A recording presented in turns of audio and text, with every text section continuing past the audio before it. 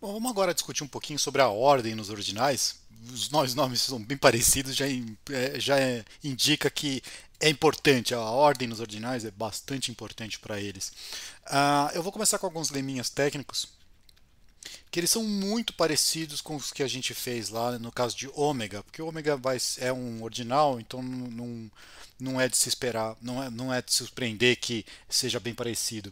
Então eu começo com três ordinais, então alfa, beta e gama ordinais, tais que o beta está contido no alfa, uh, o gama está contido, o gama pertence a alfa menos beta.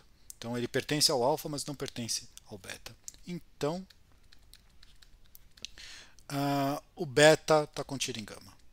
Uma diferença que tem aqui para a relação dos naturais é que nos naturais a gente tinha que todos eles moravam dentro do ômega. Você tem, e o ômega é um ordinal, a gente não estava usando isso na época explicitamente, mas aí o que acontece é que você tem esse ordinal que é maior que todo mundo organizando a coisa. Nos ordinais você não tem esse maior, então você tem que ficar brincando um pouco às vezes para você tentar conseguir provar algumas coisinhas, tá bom?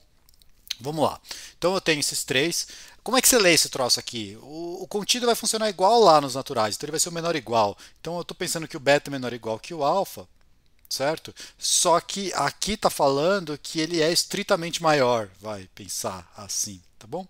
E aí, então, portanto, qualquer coisa que você pegar entre o alfa e o beta é menor ou igual que esse gama. Eu não estou usando essas coisas aqui, mas é só para deixar mais intuitivo esse enunciado esquisito. Então o que a gente tem que fazer? Eu quero mostrar que o beta está contido em gama. Então você começa pegando um xi que esteja em beta e você tem que mostrar que esse xi está em gama, certo? Então supõe por contradição,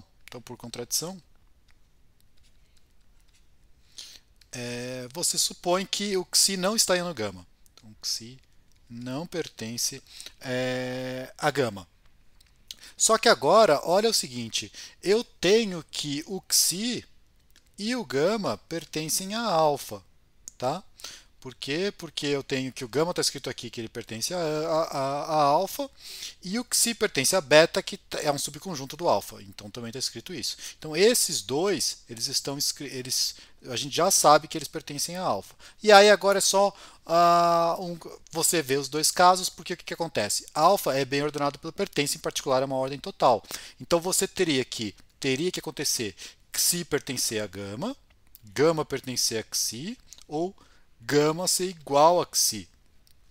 Esse caso, cadê? É esse aqui, ó, tá vendo? A gente já tem que não tá supondo por contradição que não acontece esse. Então tem que acontecer um desses outros dois. Esses dois levam a contradições, é só você escrever ele aí rapidinho. E aí você então já tem esse resultado. Na verdade dá até para fazer sem ser por contradição, né? Eu não suponho isso aqui. Eu escrevo que esses dois pertencem a alfa, tem que acontecer um desses três casos. Esses dois dão contradição, então tem que ser esse. Tá bom? Então é só escrever, completar essas coisas. Não vou apagar o enunciado, porque talvez ele seja útil. Mas vamos apagar a demonstração para economizar espaço, né? Qual que é o próximo resultado? Ele é um resultado também bastante parecido com o que a gente tinha, é análogo com o que a gente tinha nos naturais. Então, o segundo lema técnico aqui para a gente tem alfa e beta ordinais, tá? E eu tenho que o beta está contido no alfa. Se o beta está contido no alfa, é aquela tradução: contido é igual a pertence ou igual. Então beta igual a alfa, que é o caso trivial desse contido, ou beta pertence a alfa. Tá? Então, o contido se traduz como pertence ou igual, como a gente já tinha feito antes. A demonstração desse nem vou fazer, porque ela é muito parecida com o caso dos naturais. Usa esse resultadozinho aqui que a gente tinha, o análogo lá. Se você copiar agora a demonstração que a gente fez para os naturais, você vai ter praticamente a mesma coisa aqui. Tá bom? Vamos partir para uma coisa um pouco mais interessante. Então, vamos fazer o teorema da indução.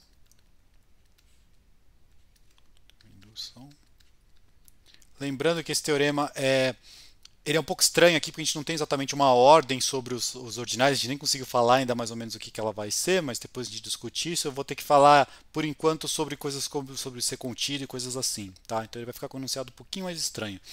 Então você pega uma fórmula e ela tem a seguinte propriedade para qualquer alfa. Então, para qualquer alfa que você fixa, se for verdade que para qualquer beta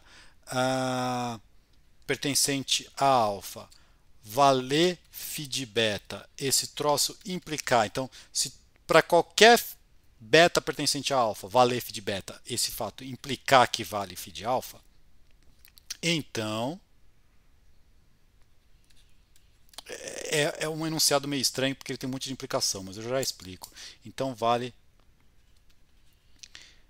φ de alfa para todo alfa. Todo alfa ordinal. Tá? Então, basicamente é o seguinte: você tem uma fórmula que ela faz a seguinte coisa: você tem aqui os ordinais, você fixa um ordinal alfa. Se sempre for verdade que se vale φ de alfa para todo mundo, φ de beta para todo mundo que veio antes do alfa, valer para o alfa, então tem que valer para todo mundo. Tudo bem? Mais ou menos essa ideia desse enunciado. Tá? Então vamos lá, vamos tentar ver se a gente consegue provar isso aqui rapidamente. O que você tem? Pega uma alfa, um ordinal qualquer. Então fixei um alfa, um ordinal qualquer. Tá? Então eu tenho que mostrar que vale φ de alfa para ele. Aí eu vou definir esse conjunto aqui, o dos Bs, que são os x's pertencentes a alfa, tais que vale φ xi. Tudo bem?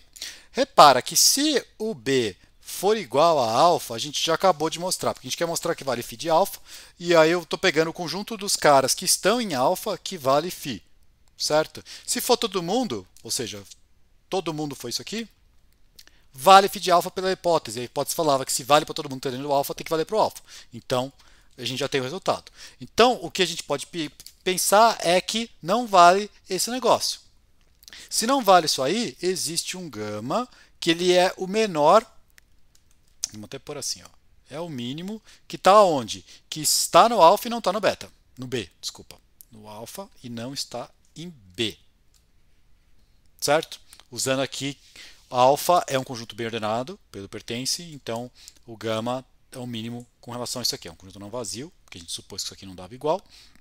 Estou pegando esse gama. Repara que o gama está contido em alfa, certo? Por definição, a gente já tem essa parte. Então, como se o gama está, porque ele pertence ao alfa, o alfa é transitivo, então você tem que o gama está contido. Como o gama está contido em alfa, para qualquer xi que você pegue dentro do gama, vale φ de xi. Certo? Porque ele vai ser um cara que vê menor, então ele está valendo que ele está no B. Ok? Só que agora, olha o que aconteceu. Para qualquer xi que você pega no gama, vale φ de xi. Portanto, vale φ de gama. Mas se vale φ de gama, gama não pode ser o menor que não está no B, porque ele está no B. Tá bom? E aí então você já tem essa contradição aqui rapidamente. Certo? Daí com isso aqui você consegue tirar, vou apagar aqui as coisas, você consegue tirar um resultado que a gente também tinha lá o análogo nos naturais, que é essa proposição aqui. Proposição. Se você pegar alfa e beta ordinais, vale alfa está contido em beta ou beta está contido em alfa. Tipo, a inclusão é uma ordem total sobre os ordinais. A gente vai mostrar. Aqui de novo, só tomar um pouco de cuidado. A gente vai acabar falando que a inclusão é uma ordem total sobre os ordinais, mas isso não dá para formalizar direitinho, porque para formalizar isso, você fala assim, então o contido é uma relação de ordem sobre os ordinais. A primeira coisa que você teria que ter é que a coleção dos ordinais é um conjunto, e não é. Vai ser o último resultado de hoje. Então, assim, funciona como se fosse, tá bom? Ou seja, vale isso aqui que está escrito, mas você não pode falar que é uma ordem de fato. Quando você formaliza, lógico que na linguagem coloquial a gente acaba falando que é uma ordem, tá? Você pode pensar que é uma ordem tipo classe ou alguma coisa assim, mas eu não quero ficar inserindo isso em outros nomes, tá bom? Então vale esse negócio aqui. Vamos provar que vale isso. O que a gente vai fazer? Eu vou mostrar esse resultado por indução, porque a gente acabou de provar que vale a indução, e eu vou fazer essa indução sobre o alfa. Aí aqui é um pouco chato de escrever o que isso quer dizer. Então, o que quer dizer? Eu fixo beta, tá bom? E aí eu estou supondo que a minha hipótese de indução, digamos assim, é que para qualquer xi que pertence ao alfa vale se está contido em beta ou beta está contido em xi. E agora vai começar uma série de truques para a gente resolver esse negócio. Tá? Repara, então a gente está supondo esse negócio aqui para que vale para todo mundo. Tá? E o que eu tenho que mostrar? Eu tenho que mostrar que o alfa está contido no beta ou que o beta está contido no alfa. Só que se existe um xi pertencente a alfa tal que beta esteja contido em xi, isso aqui já implica, então, beta estaria contido no alfa, que é uma das coisas que a gente quer provar, certo? Porque o beta, se você tem o xi pertence a alfa, o xi estaria contido no alfa, então, portanto, o beta estaria contido no alfa, certo? Então, a gente já pode supor que para qualquer, então a gente já podemos supor sem perda de generalidade, podemos supor que para qualquer xi pertencente a alfa, beta não está contido no xi. Tudo bem? Porque se tivesse algum que fazia isso, a gente já tinha resolvido. Mas falar que o beta não está contido no xi, pela minha hipótese de indução, quer dizer que não aconteceu esse caso, então está falando isso aqui. Então, portanto, para qualquer xi pertencente a alfa, beta está... Não, errei já. Xi está contido em beta. Tudo bem? Só que agora você vai e volta para aquele resultado que a gente tinha antes. Que era o resultado que a gente tinha antes? Se vale que xi está contido em beta, vale. Isso aqui é a mesma coisa que falar xi pertence a beta ou xi é igual a beta. Tudo bem?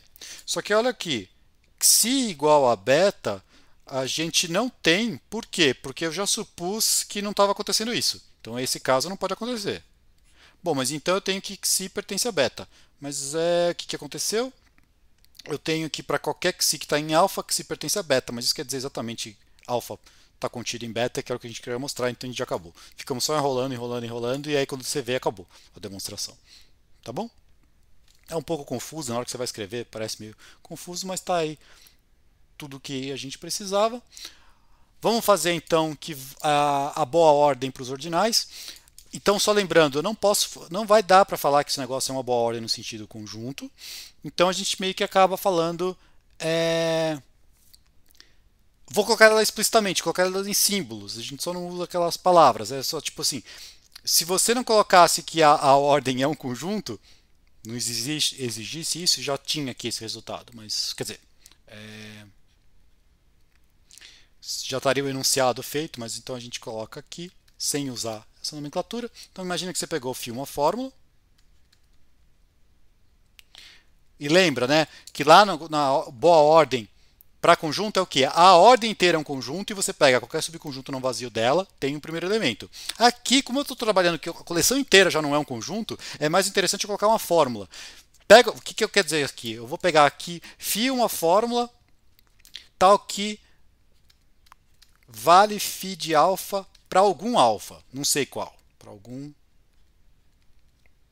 alfa ordinal. O que eu estou querendo dizer com isso? Estou querendo dizer, seria o análogo de falar que é um conjunto não vazio. Aqui eu peguei uma fórmula tal que algum ordinal satisfaz ela. Pode ser que a coleção de todos os ordinais que satisfaçam ela não seja um conjunto, porque é grande demais. A gente não está discutindo muito esse tipo de coisa, mas mais para frente vai entrar. Então aqui eu estou pensando que a coleção dos alfas que satisfazem essa φ é um conjunto. Pode ser bem grande. Pode ser um ordinal, é todos. Tudo bem? Que daí não vai dar um conjunto de fato. Ser sucessor não forma um conjunto. A coleção de todos os ordinais que é o sucessor não é um conjunto, é um exercício para vocês tentarem depois. Tá bom? Então, ela é satisfeita para algum ordinal. Então, o que acontece? Então, existe... Eu tenho que achar o mínimo aqui, o que seria o análogo do mínimo. Então, existe um ordinal alfa ordinal, tal que vale φ de alfa, Aqui é a parte de pertencer ao conjunto, né? Então vale o φ para ele. E agora é o ser menor. Se beta é tal que, beta sempre ordinal também, tal que vale φ de beta, então quem que é? O alfa tem que ser menor. Então o alfa está contido em beta. Pensando então que esse aqui é o menor ou igual. Tá bom? O que eu estou falando aqui? Tem um cara que vale e qualquer outro que você pegar que vale é maior. Colocando em linguagem mais coloquial. Tá? Parece que vai dar muito trabalho provar isso, mas com as coisas que a gente já fez, não tem problema. Então, quer ver? Vou começar assim. Ó. Pega um xi ordinal tal que vale φ de xi. Está escrito no enunciado que tem 1. Tá bom? Então, peguei esse. Tá bom? Se não existe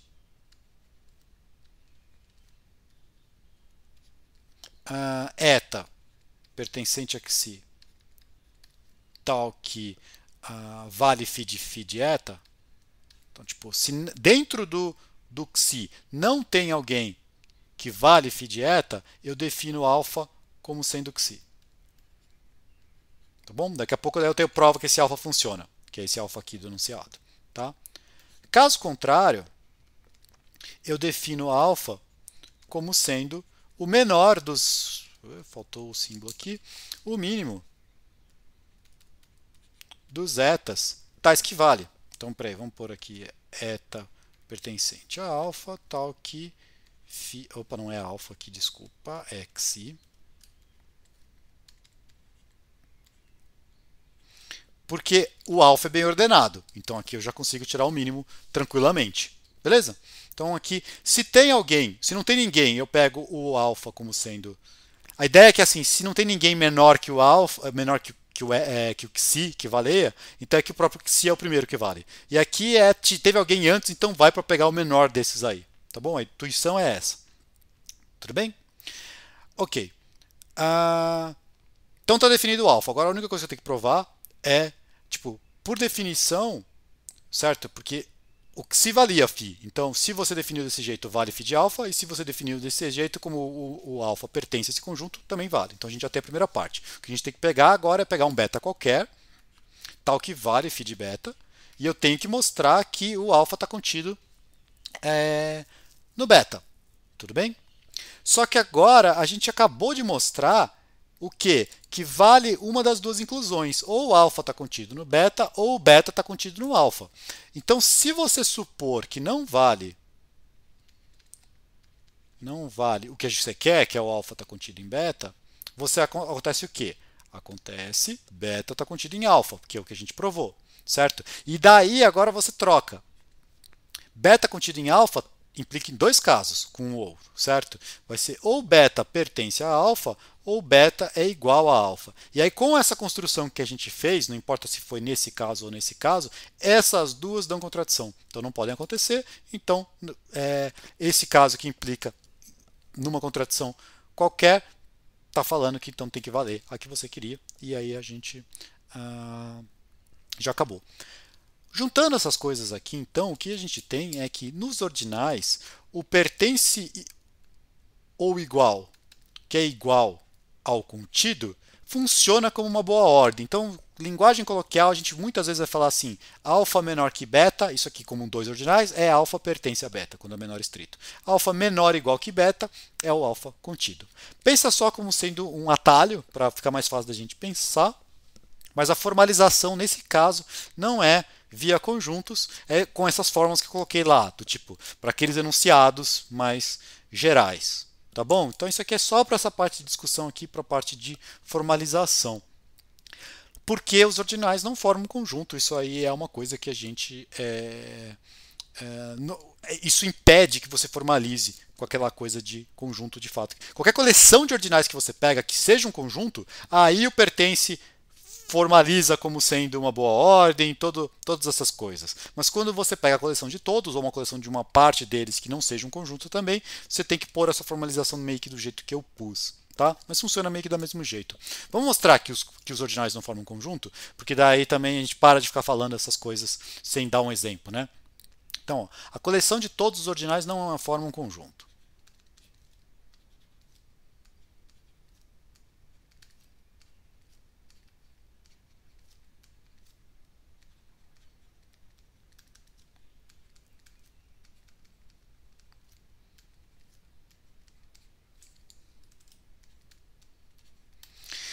Aqui, antes de eu fazer a demonstração, só para ficar um pouquinho mais claro, em ZFC, em geral, a gente acaba tratando, aí é meio meta, do tipo, é só para a gente inserir uma nova linguagem.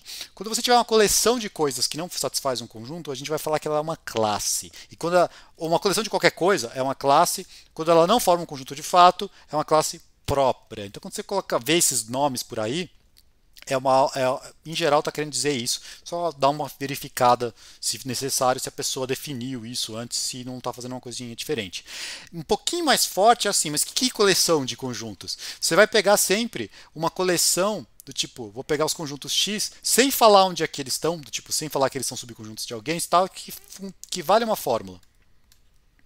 Por exemplo. Então, por exemplo, no nosso exemplo aqui dessa proposição, seria a classe dos ordinais. Qual é a fórmula? Ser um ordinal, que quer dizer o quê? Você traduz para é bem ordenado pelo pertence e é transitivo. Escreve essas fórmulas só usando linguagem de conjunto, você consegue. Fica grande, mas dá. E aí, bom, são essa coleção aí, tá bom? Não tenho que esse negócio é um conjunto. Então não posso colocar ela como pertencendo a outra coisa. Não vai cair no paradoxo de Russell, porque daí não faz sentido você falar que isso aqui é um A e depois perguntar se o A pertence a A, porque o A não é um conjunto, do tipo, é só uma notação para esse troço aqui. Todo mundo que satisfaz φ, tá bom? E a coleção dos ordinais, de fato, é uma coisa assim, ela não forma um conjunto, não tem um conjunto que contenha todos esses caras. Como é que você prova isso? Supõe que o A fosse um conjunto, tá bom? Então, seja A coleção de todos os conjuntos, tudo bem? Supõe que agora isso seja um conjunto. Se isso aqui for um conjunto, o A também é ordinal. Você consegue mostrar isso. Se ele for um conjunto, ele é um ordinal. O pertence vai bem ordenar ele por causa do resultado que a gente fez aqui anteriormente, tá? E você tem que ele é transitivo. Qualquer um que pertence a ele está contido nele. Porque isso a gente até mostrou, certo? Foi o outro resultado lá para trás. Qualquer elemento de um ordinal é um ordinal. Então todo mundo está aqui, está contido direto. Então você tem esse tipo de coisa. Então o ordinal é a coleção de todos os ordinais. Se fosse um conjunto, também seria um ordinal. Só que aí a questão é, como ele é um ordinal, você teria que o A pertence a A. Tá certo? Aí aqui você fala, tem uma contradição com o axioma da fundação. Esse é o caminho curto. Mas você não precisa de falar isso, porque o A, se ele é um ordinal, em particular o pertence bem ordena ele, mas o pertence é uma ordem estrita, então não pode valer isso aqui. Agora você tem um elemento lá dentro que pertence a si mesmo. Você conseguiu, traduz isso para a ordem. Você achou um elemento que ele é estritamente menor que a si mesmo. Contradição com o axioma de ordem. Tá bom? Então não precisa do axioma da fundação aqui. Se quiser usar, tá de graça, tudo bem, mas não precisa. Beleza? Então é isso aí por enquanto.